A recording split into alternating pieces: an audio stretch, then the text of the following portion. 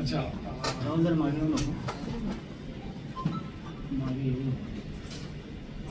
14 आणि 15 जानेवारीला चालू वर्षी 14 आणि 15 जानेवारीला या एका सायबरच्या गुन्ह्यातील महिला फिर्यादी आहेत, डॉक्टर आहेत व्यवसायाने, त्यांना एक कॉल आला आणि त्यांचा दुसऱ्या गुन्ह्यामध्ये सहभाग असल्याचं आढळून आलेलं आहे आणि ईडी त्याबाबत चौकशी करत आहे, इन्कम टॅक्स त्याबाबत चौकशी करत आहे आणि ईडी, सीबीआय, सुप्रीम कोर्ट असे वेगवेगळे लेटर हेड्सवर त्यांच्या चौकशीबाबतचे कागदपत्र त्यांना व्हॉट्सॲपवर पाठवून सायबर फ्रॉडस्टर्सनी त्यांच्याकडून त्यांच्या सगळ्या फायनान्शियल जे त्यांचं बँकिंग सिस्टम आहे त्याची सगळी माहिती घेतली आणि त्यांची आता चौकशी होईल, त्यांना अटक होऊ शकेल अशी त्यांना भीती घालून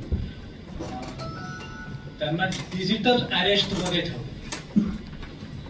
तुम्ही आम्हाला सांगितल्याशिवाय कुठं जायचं नाही, काही करायचं नाही, कोणाला फोन करायचा नाही, नाहीतर तुम्हाला अटक होईल आणि त्यांच्याकडून मग सुमारे 1,81,72,000 एवढी रक्कम त्यांच्याकडून वेगवेगळ्या अकाउंट्सवर ट्रान्सफर करून दिली. शेवटी कंटाळल्यानंतर, एवढी रक्कम गेल्यानंतर त्यांनी पोलिसांना अप्रोच केलं. सायबर पोलीस स्टेशनला IT ऍक्ट खाली आणि जे रिलेव्हंट सेक्शन्स आहेत BNSचे त्यावरून गुन्हा दाखल केला. आपल्याला माहितच आहे की सायबर क्राईम सध्या it is crime of future. Digital मीडियमचा वापर जो गुन्ह्यांसाठी सध्या होतोय त्यामध्ये प्रचंड प्रमाणात वाढ होत आहे. त्या अनुषंगाने आपण CP सरांच्या मार्गदर्शनाखाली त्यांच्या संकल्पनेतून वेगवेगळे उपक्रम राबवून अवेअरनेस क्रिएट करतोय. त्यासाठी आपण WhatsApp channel, in fact YouTube, helpline number, नवी मुंबईसाठी dedicated separate helpline number, national helpline number तर आहेच 1903, NCCRP पोर्टल आहे सेंट्रल गव्हर्नमेंटचं, पण त्या व्यतिरिक्त ॲडिशनल आपण अवेअरनेस कॅम्पेन्स आणि ॲडिशनल फॅसिलिटीज क्रिएट करतोय. आपल्याकडं सायबर पोलीस स्टेशन आहे, त्याप्रमाणेच दोन्ही झोनला 2 सायबर सेल्स आपण CP सरांच्या मार्गदर्शनानुसार ॲक्टिवेट केलेले आहेत आणि आता प्रत्येक पोलीस स्टेशनला सायफाय युनिट्सची स्थापना केलेली आहे. सायबर क्राईम आणि फायनान्शियल क्राईम इन्व्हेस्टिगेट करण्यासाठी असं सायफाय युनिट्स स्थापन करून त्यांना ट्रेनिंग दिलेले आहेत सायबर आणि फायनान्शियल इन्व्हेस्टिगेशनचं आणि त्यामध्ये डेडिकेटेड मॅनपॉवर, ऑफिसर्स आणि मॅनपॉवर आपण नेमलेले आहे. परंतु या गुन्ह्यातील रक्कम, त्यातील महिला फिर्यादी हा सिरियस गुन्हा आहे, डिजिटल अरेस्ट. त्यातले त्यात सायबर क्राईम मध्ये डिजिटल अरेस्ट जो आहे तो आणखी त्याला ग्रॅव्हिटी आहे. त्यामुळं आमच्या गुन्हे शाखेला सुद्धा सायबर क्राईमच्या गुन्ह्याचा तपास करून उघडकीस आणण्याबाबत वरिष्ठांनी आदेशित केलं होतं. आमचे ॲडिशनल CP दीपक साकोरे साहेब आणि DCP क्राईम अमित काळे साहेब यांच्या मार्गदर्शनाखाली सेंट्रल युनिटचे सिनियर PI सुनील शिंदे आणि त्यांची सर्व टीम यांनी या गुन्ह्याचा अत्यंत बारकाईने आणि डिजिटली तपास करून काही माहीत नसताना त्यातील आरोपी निष्पन्न करून त्यातील 3 आरोपींना अटक करण्यामध्ये त्यांना यश आलेलं आहे. या आरोपींची मोडस ऑपरेंडी अशी आहे की हे एखादा गाळा दुकान कुठतरी भाड्याने घेतात, त्या ठिकाणी एक फेक कंपनी रजिस्टर करतात, त्याचे सगळे डॉक्युमेंट्स बनवतात, त्या कंपनीचं अकाउंट बँकेमध्ये ओपन करतात. करंट अकाउंट असावं लागतं, ते करंट अकाउंटची इंटरनेट बँकिंगची फॅसिलिटी प्राप्त करून घेतात. त्या इंटरनेट बँकिंग फॅसिलिटीचं जे लिमिट आहे ते रेज करून घेतात, ट्रान्झॅक्शन लिमिट. आणि असं करून नंतर हे जे बँकेचे सगळे क्रेडेन्शियल्स आहेत, त्याचे डेबिट कार्ड किंवा त्याच्याशी अलाइंड जो सिम कार्ड आहे, मोबाईल नंबर आहे, हे सगळं नंतर ते दुबई आणि अथवा इतर देशामध्ये पाठवतात आणि मग तिकडून ते बँकेचं सगळं ऑपरेट केलं जातं.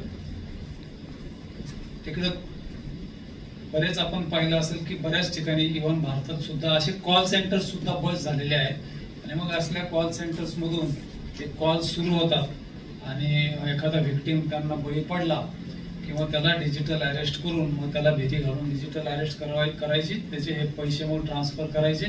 हे बँक ऑपरेशन्स जे आहे ते डायरेक्ट इथले ऑपरेशन्स परदेशातून कोणतरी चालवतो, कारण आपलं सिम कार्ड त्याच्याकडे तिथं असतं, ओटीपी जो येणार असतो तो त्याला तिथं भेटत असतो आणि ऑनलाईन बँकिंगची फॅसिलिटीज असते. त्याच्यामुळं अशा पद्धतीने ते गुन्हे करतात. हे जे 3 आरोपी आपण अटक केलेले आहेत त्यातला एक आरोपी जो आहे हा बेसिकली अकाउंट ओपन करून ते इंटरनेट बँकिंग फॅसिलिटी आणि हे करणारा तो आहे. तो जुना बीकॉम ग्रॅज्युएशन इनकम्प्लीट परंतु ग्रॅज्युएशन केलेला 90च्या दशकातला एक आरोपी आहे. तो पहिला व्यापारात होता आणि त्याची फॅक्टरी होती, परंतु कोरोनामध्ये लॉसेस झाले आणि मग या इकडं त्याला ते ओढला गेला.